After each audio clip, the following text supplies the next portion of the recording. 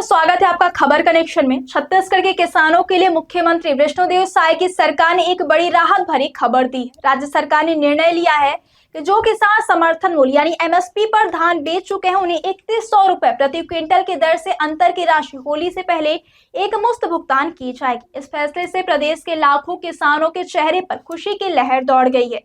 मंत्रिपरिषद की बैठक में लिए गए इस महत्वपूर्ण निर्णय से किसानों को उनकी मेहनत की पूरी कीमत समय पर मिल सकेगी।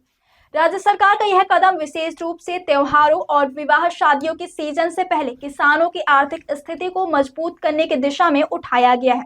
इस प्रकार किसान अपनी पारिवारिक जरूरतों और सामाजिक दायित्वों को आसानी से पूरा कर सकेंगे। सरकार के इस निर्णय का सबसे बड़ा लाभ उन किसानों को मिलेगा जिन्होंने खरीफ विपणन वर्ष 2023-24 में समर्थन मूल्य पर धान बेचा है। अकेले सरगुजा जिले में ही इस योजना के तहत 52,553 किसानों को सीधे लाभ मिला है। यह राशि सीधे उनके बैंक खातों में जमा की जाएगी, जिससे भुगतान प्रक्रिया सरल और पारदर्शी बनी रहेगी।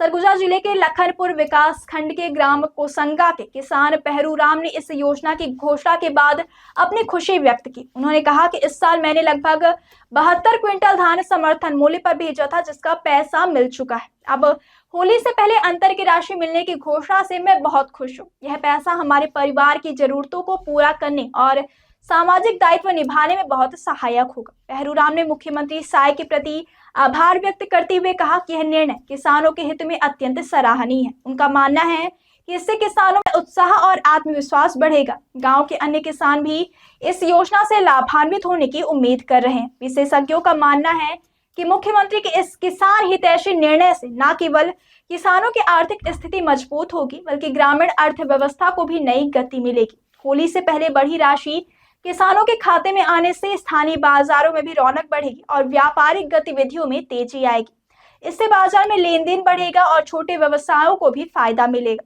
सरकार के यह कदम किसानों के जीवन स्तर में सुधार लाने की दिशा में भी मददगार साबित होगा।